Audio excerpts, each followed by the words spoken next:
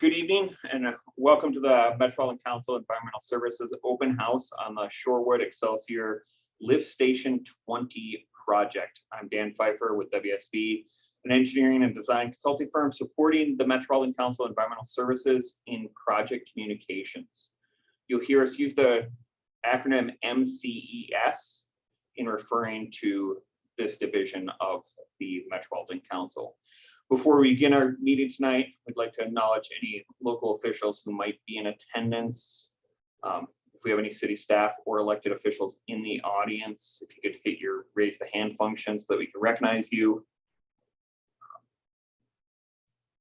I know on the panelist side, we have Morgan Dolly, the city engineer for City of Excelsior, and Tim Amundsen, Public Works Director for the City of Excelsior.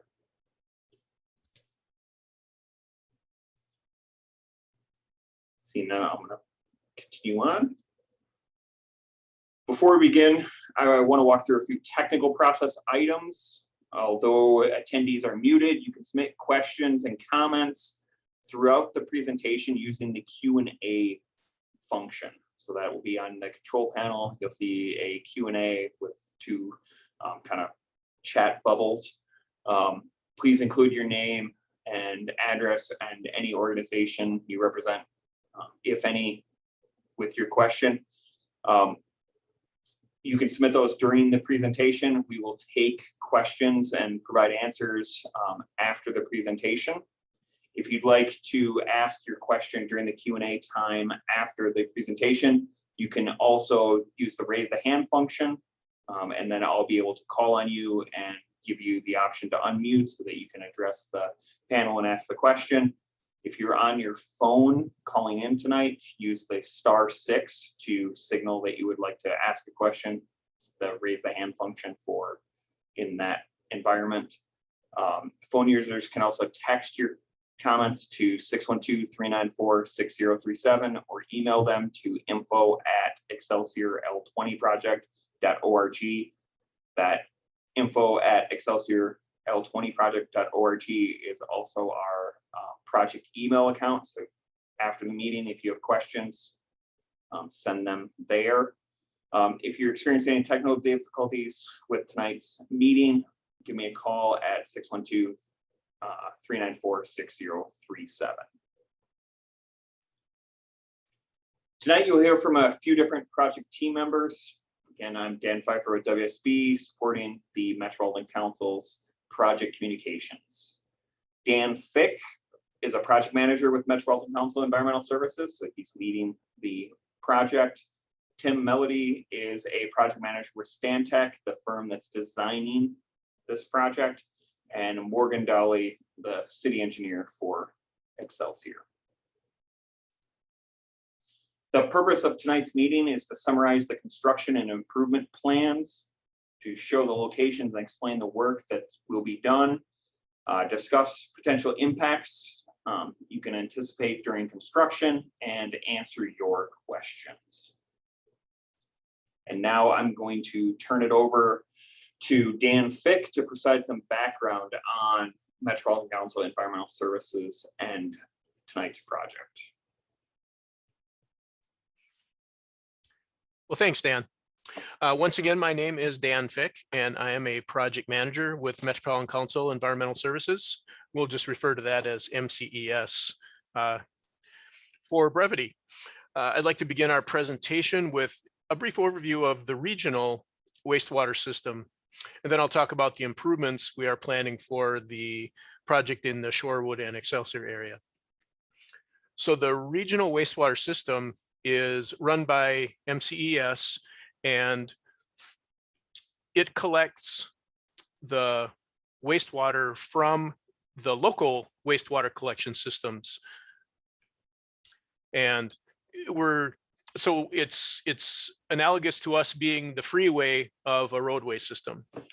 So the map you're seeing shows the 7-county metro area, and it shows our service areas and our 9 regional treatment plants.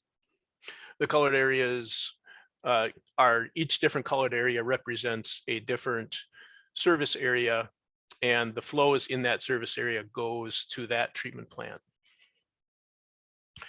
Our system consists of approximately 640 miles of regional sanitary sewer pipes. We call them interceptors. And we call them that because they intercept the flow from the local systems and like I said, take them to our treatment plants. We also operate 61 pumping stations or lift stations, and we operate 190 meter stations. These 9 plants that are shown treat a combined flow of approximately 250 million gallons of wastewater each day. And they discharge the cleaned water into the Mississippi, Minnesota, and St. Croix rivers. The Lake Minnetonka service area, shown in blue, is the area that Excelsior and Shorewood are in. And the wastewater from this particular service area flows to the treatment plant we call the Blue Lake plant, which is in the city of Shakopee, just on the south side of the Minnesota River. It's important to remember that the Metropolitan Council's MCES primary role is to collect and treat the regional wastewaters as opposed to the local wastewater. So your individual cities each have a drinking water system, they have a local wastewater or sanitary sewer system, and they also operate storm sewer systems. So there's a lot of systems to keep in mind. So I just want to explain that a little bit. Hopefully it'll be clear. If anyone has any questions, feel free to raise your hand. We're often asked at public meetings, how does MCS finance our projects? And the way we do that is we charge sewer user fees to the individual cities and townships that are our customers, and then within the cities and townships, the residents then are their customers. So we don't use tax dollars, we don't levy assessments, and that's because our projects tend to benefit larger areas that involve multiple communities. So our projects are paid for with regional dollars. Next slide, please. So next, I'd like to go over some terms that you will hear during the presentation tonight.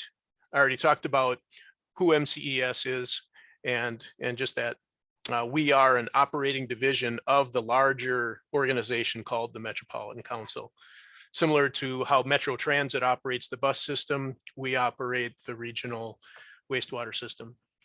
So this regional wastewater system is basically, like I said, 640 miles of underground pipes that carry the wastewater or sewage, as it's also referred to, away from homes and buildings that the city systems collect. So each city has its own local system, and we then are the receiving system for the city systems.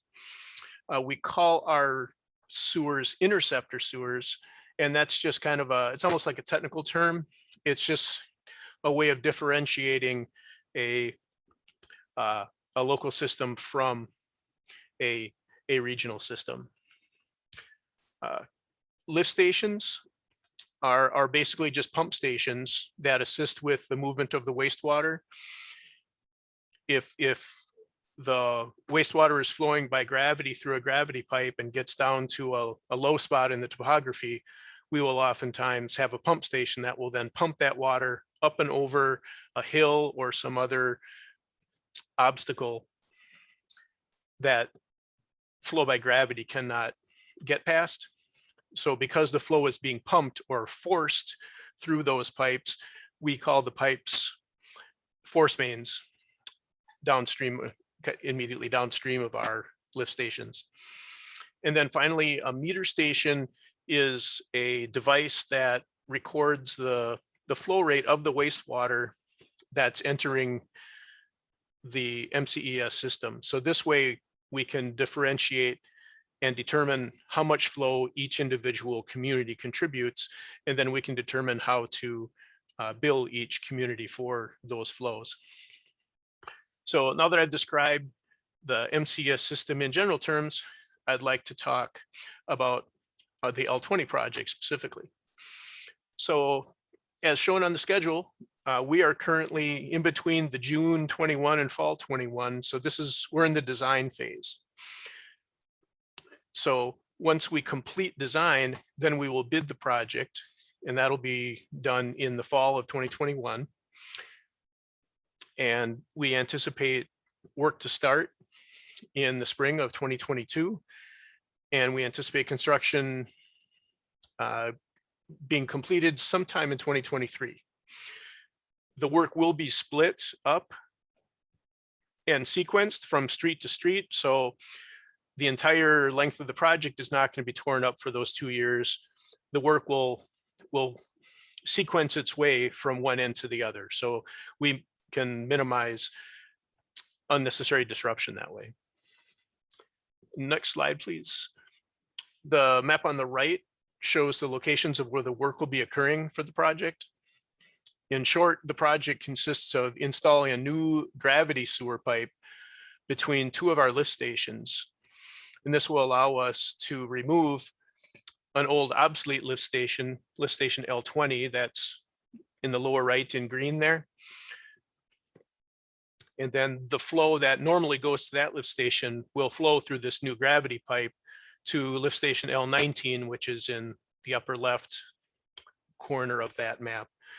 And by doing this, we can reduce electrical maintenance and operational costs, and also increase the reliability of our system, because we don't have to rely on a mechanical system to pump the wastewater. So the corridor that the pipe will follow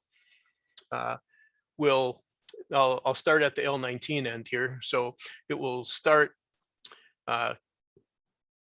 in Oak Street, and it will run down Oak Street until it gets to William Street. And this dotted blue line is meant to indicate the alignment of where this pipe is going to go. So you can see from William Street, it then goes to College Avenue. It follows College Avenue to Water Street, where it crosses Highway 7. And then once it crosses Highway 7, it runs on the south side of Highway 7 to that lift station in Galpin Lake Road. Once the new pipe is complete, then the old lift station and its force main, shown in that smaller solid blue line, those will be decommissioned and abandoned in place. Since this is a joint project with the city of Excelsior, in addition to the MCES gravity sewer pipe improvements, other improvements will be made to the city streets, city water main, city sewer, and storm sewer. We will also be reconstructing William Street between Oak Street and George, and that is that offshoot of red dash line you see on William Street that aims toward George Street. And then we will also be repaving Grothwall Lane, which is the other little extension of red dashed line.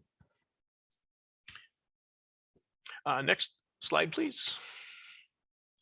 So I'm now going to turn it over to my colleague, Tom Melody, who is the design engineer for the project, and he will talk about the different construction phases for the project.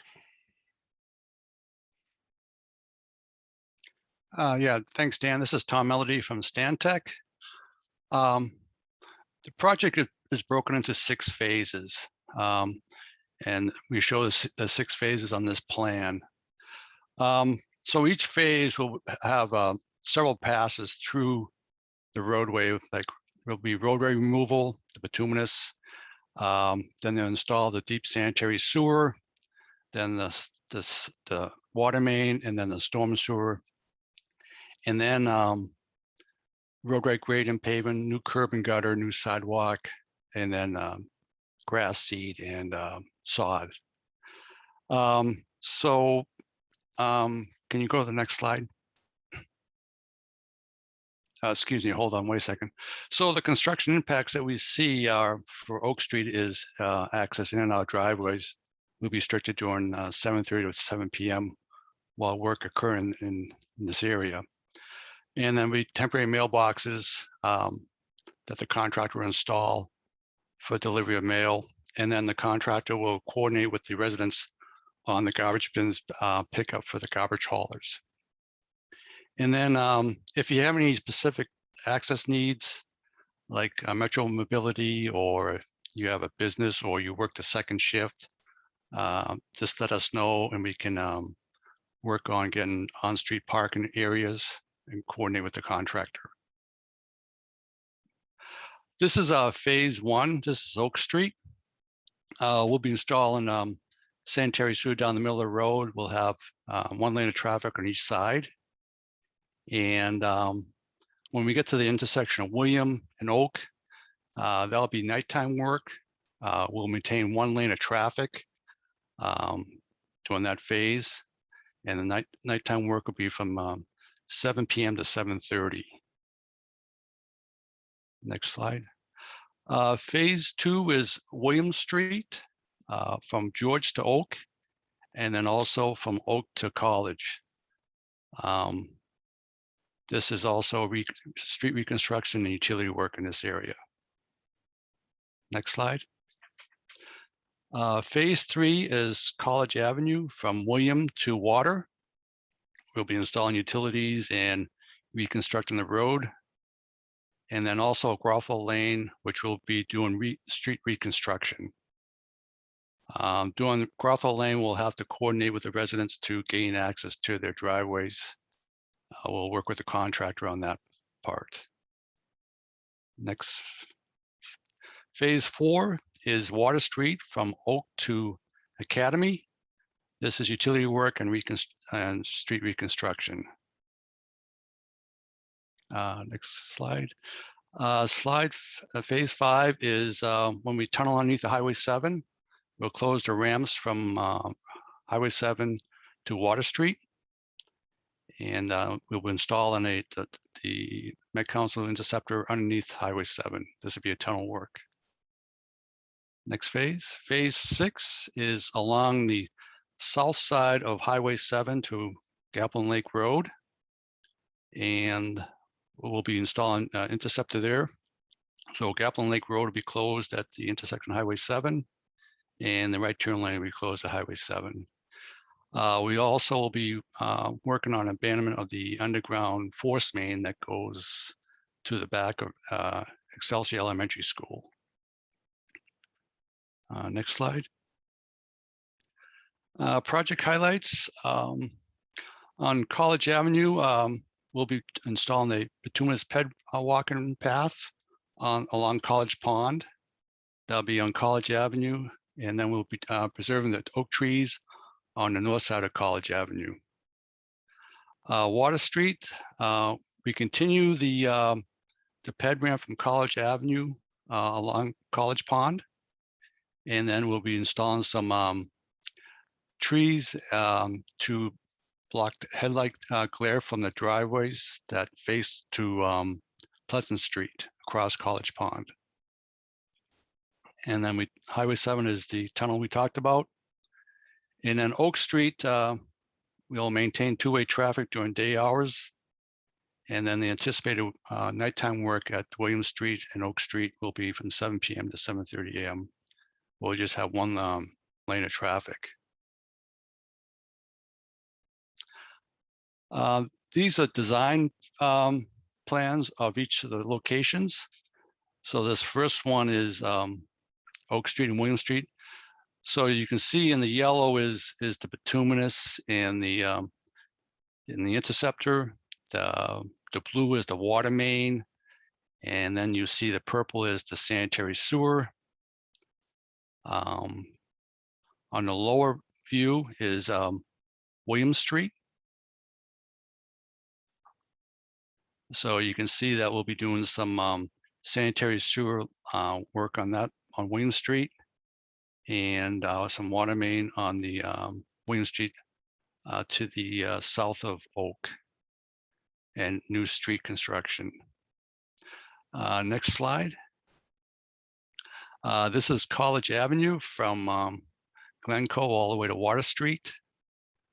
You'll see that we're doing sanitary sewer, some water main, some storm sewer, and then you see the bituminous path on the south side of College Avenue along College Pond, that gray shaded area. And then if you look up top, you see Grothall Lane. The red outline is a new bituminous reconstruction for that Grothall Lane. And now we look at Water Street from Oak to Academy.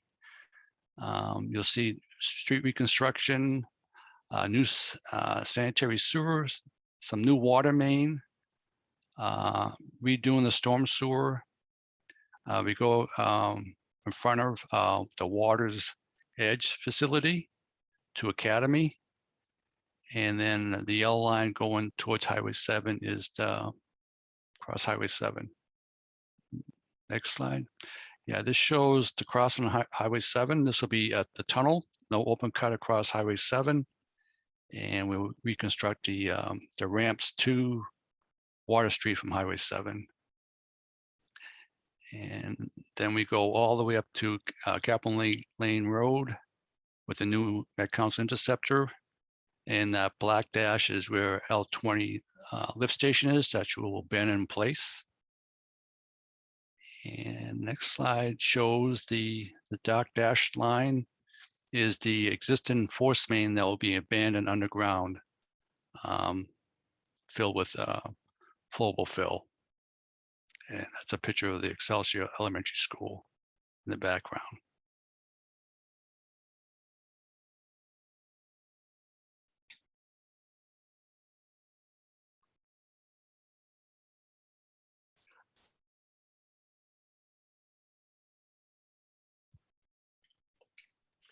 Well, thanks, Tom. So as shown on the schedule, you can see the next steps here. We'll be bidding the project in the fall. So you won't hear too much about the project until sometime early in 2022. And once we have a contractor who's been awarded the project, we will send out another mailing and reconnect with the area around the project, let them know that the construction is happening, and then we will go through the construction over those next 2 years, as Tom illustrated in his different slides. And we show it being finished in 2024, but what that allows for is there's usually turf restoration and just making sure all the grass is alive and things like that. So in 2024, we're not anticipating a lot of construction work that would impact the neighborhood. Really, it's more giving us a little flexibility should the weather be adverse to construction, and then also allows us to make sure the turf is well established before we let the contractor off of the job and make sure everyone's yards look the way they should.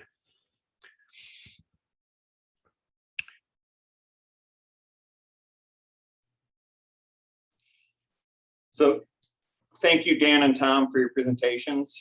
Before we go and open it up to questions, I want to encourage everyone to stay informed about the project. You can sign up to receive project updates on the project website at metrocouncil.org/sewer construction /Excelsior L20. From there, you can sign up to receive project updates. You can also contact us via email at info@excelsiorl20project.org, or call us on our hotline at 952-737-4681 and leave us a voicemail, and project staff will get back to you with a response. And so next, I'm going to move into opening up to questions. You can submit questions in the Q&A box and I'll read them out loud for staff to answer. If you'd like to verbally ask your question, use your raise the hand function or *6 on phone, and I'll call your name and I click a button. It allows you to unmute yourself and ask a question. You can also send in your questions to the info@excelsiorl20 project.org. So there are a couple questions that have been submitted in the Q&A, and I'll read them out loud. Will William Street between George and Oak Street have new water main, sewer main, and rainwater drains installed during construction? Dan or Tom? I can answer that question. This is Dan. So can we flip to the slide that shows that part of the project?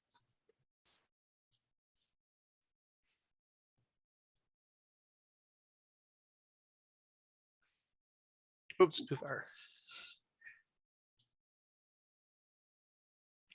Okay, so in the right-hand portion, if you can just pan up a little bit so we can see the upper one.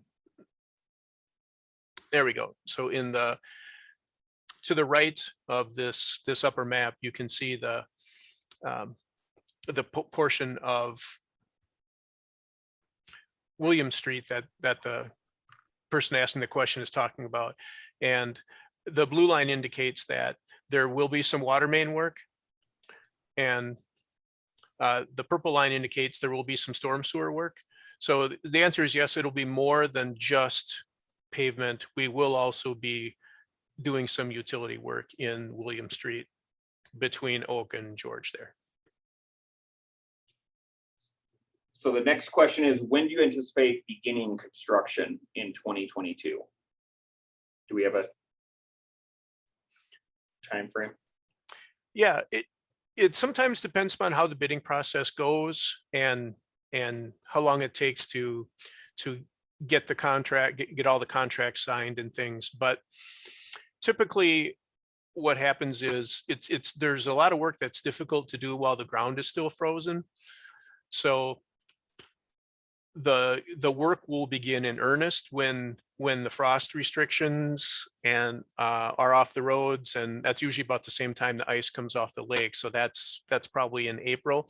There may be some mobilization and other minor work going on in maybe February or March. It's hard to guess at this point, but it is possible that you may see some activity during those earlier months of 2022.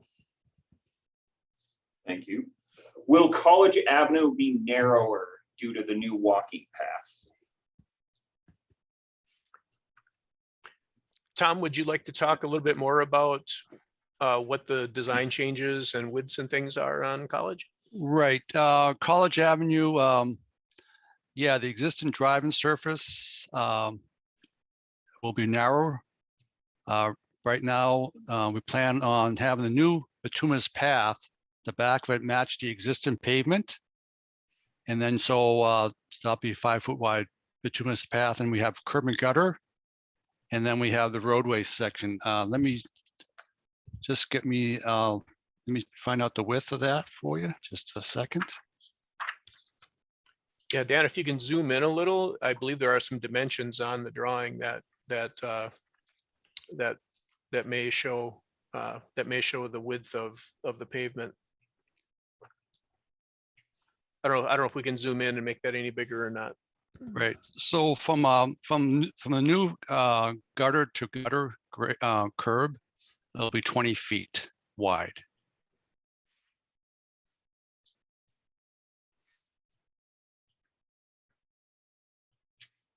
Great. Thanks, Tom. So the next question is, where will parking for residents who need to get in and out from our homes and driveways on Williams south of Oak be? Tom or Dan? So it's Williams south of Oak, so that'll be the bottom view down there. So this will be during construction.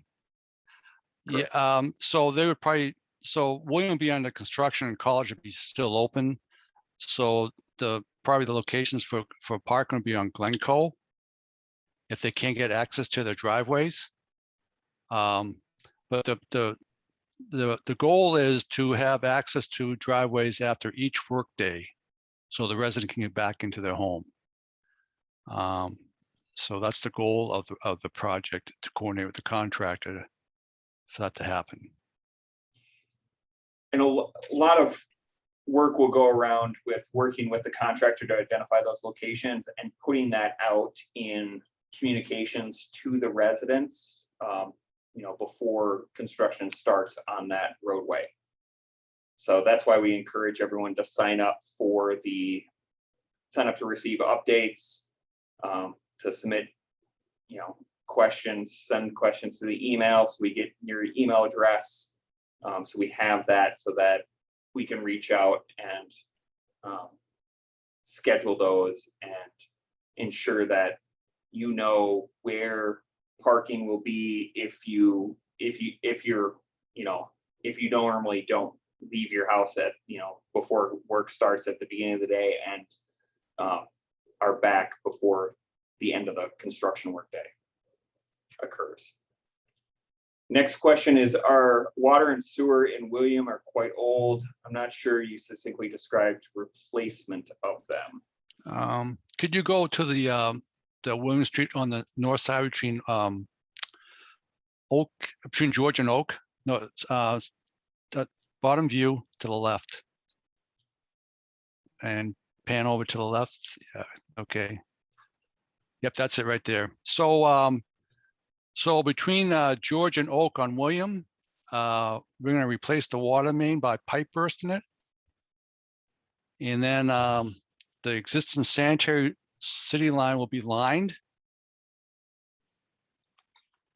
And then there'll be just new storm sewer at that purple there at the intersection of near Oak Street. That purple will be the new storm sewer that will be replaced. On this part of William Street, we plan to keep the north curb line. That's the west curb line, and the sidewalk that's along the church.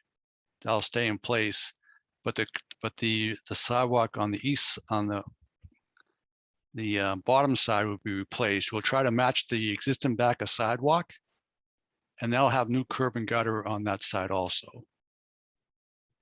Let's see, on William Street between Oak and College, we'll be putting new water main in and new city sanitary sewer.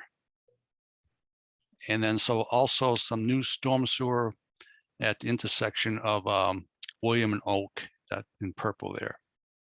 And this on the street reconstruction will be new curb and gutter on both sides, and then new sidewalk on the bottom side, replacing that sidewalk.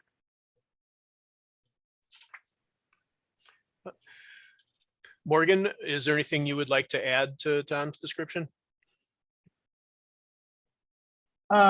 Thanks, Dan. No, I think he described that accurately. Hopefully that was okay for Mr. Finch, but I certainly would encourage, if Mr. Finch or anyone else wants, more detail in terms of city utilities, either existing or the condition of them, or kind of some of the thought process that went into coordinating with the Met Council's engineers, in terms of collaborating and trying to determine what are the right city improvements to include in the project at this time. Certainly you can get in touch with me through the project hotline or through City Hall. Either way, I'd be happy to meet one-on-one, either myself or again with Tim from Public Works, who's in attendance here as well too.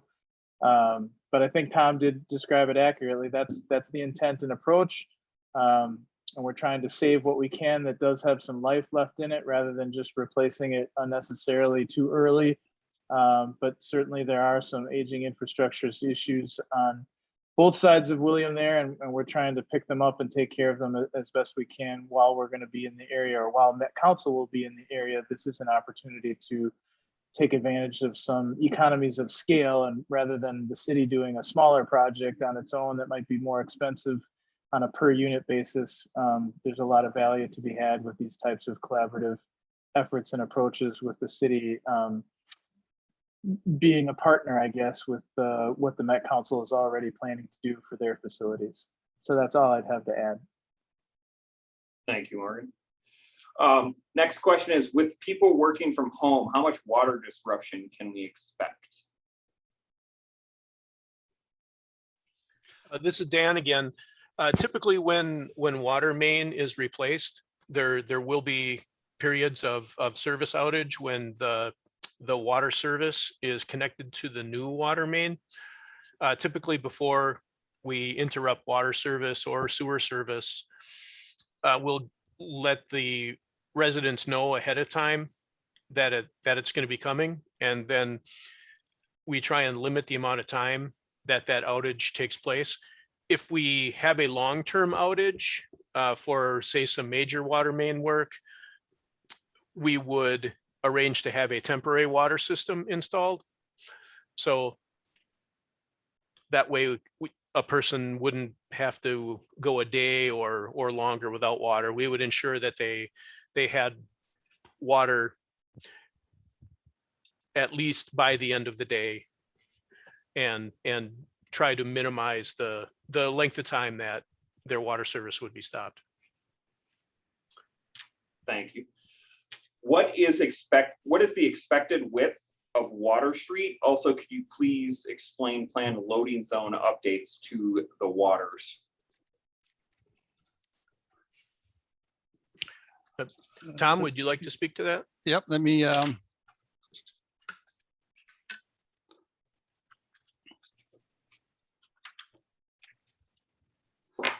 so the width of water, so can you pan to the left a little bit, Dan?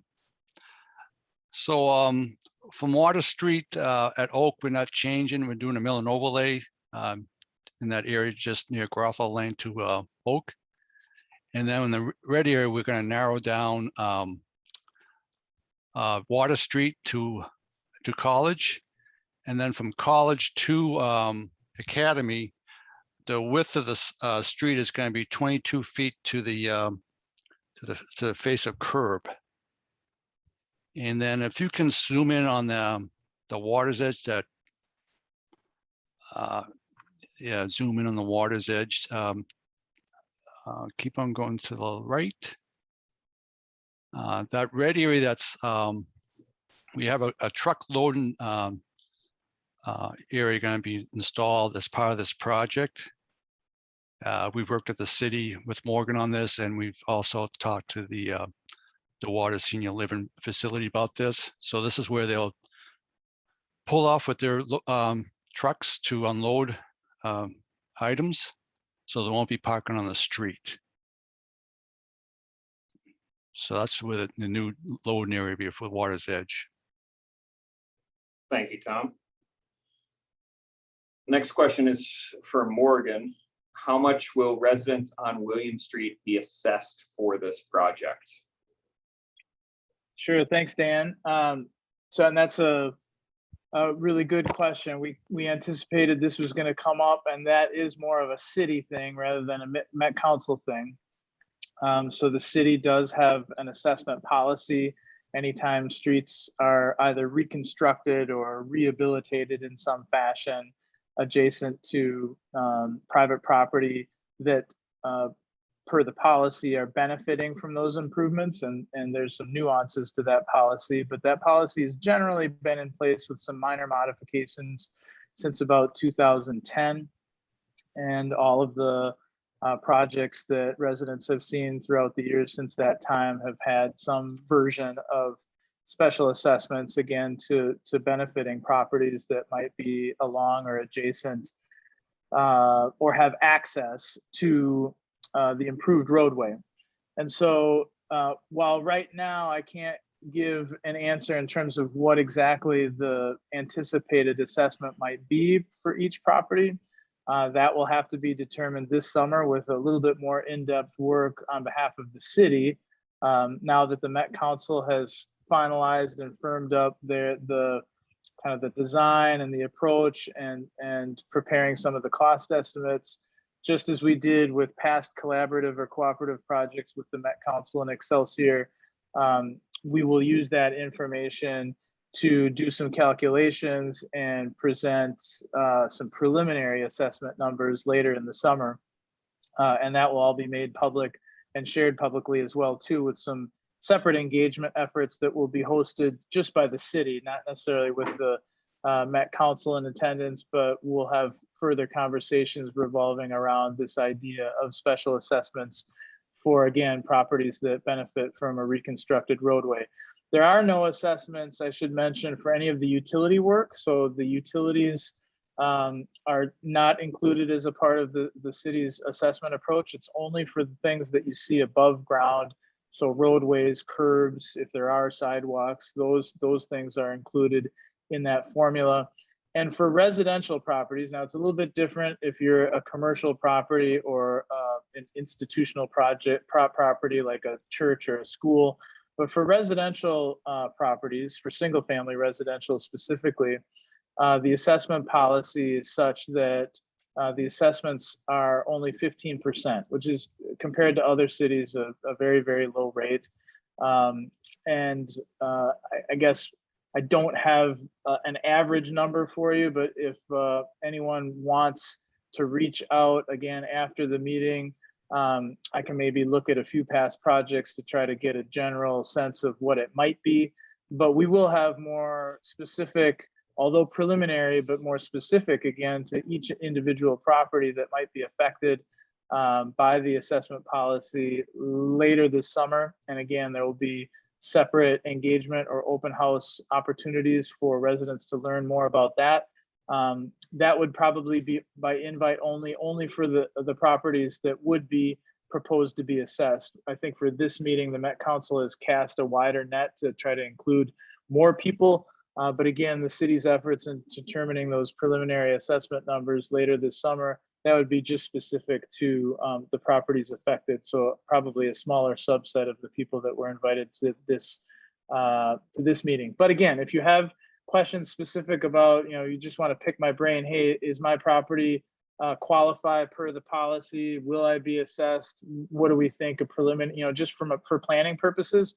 Those are all totally legitimate questions that you can and should be able to ask at this time. You shouldn't have to wait all the way. I may not have the exact number, but I can probably get close. And I certainly encourage those questions either through the Met Council. They can get those questions to me. If I have some contact information to get back to you with either phone number or email address.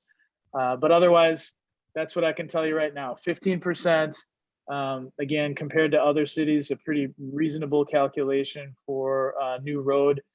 In a general sense, I guess, just to put it in context, again, not knowing exact numbers, but we see some of the assessment numbers for single family properties for some of the road reconstruction in town being, in some instances, less than it costs to put in a brand new residential driveway. So again, it's a fairly reasonable policy in terms of the calculation, but more to come on that. But if you want specific information about will I be assessed or might I not be for whatever reason, or sometimes people are wondering about corner lots, just reach out to me separately, either through the Met Council or individually through City Hall, and I'd be happy to help you. Thank you, Morgan. So I have no more pending questions. It's in the Q&A function. Wondering if anyone else has any. If any of the other attendees will do kind of a final call for questions. If not, any of the panelists have anything else they would like to add that the attendees might benefit from?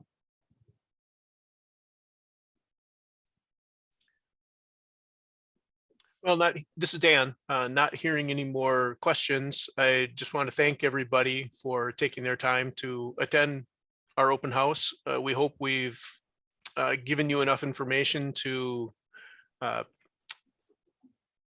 get questions in your head kind of figured out and ask those questions and get answers, please email us or call the hotline and send us any further questions. Feel free to reach out. We're happy to answer questions. And if you have any problems getting to the website, I know there's kind of a long address here for the project website where we will be posting information. Even during the meeting here, I can, if we want me to, I can share my screen and I can kind of point people how to find the project website just by navigating through the metrocouncil.org webpage if need be. So that's all I have right now. Thank you, Dan. Yes, if you go on the metrocouncil.org website in the search bar, you can type in Excelsior L20. You'll see a link to it.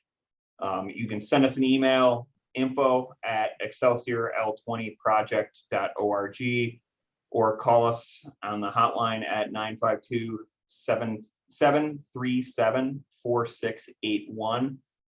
If you call the hotline, please leave your name, number, and your question, and staff will call you back and to discuss it. If you have a question for Morgan and you don't have his contact information, you can send it to the hotline or email, and we'll make sure that it gets to Morgan for city questions. With that, thank you for participating in tonight's meeting, tonight's open house, and hopefully have a good night, hopefully a cool night. That's it. Sun starts to set. Thank you, everyone.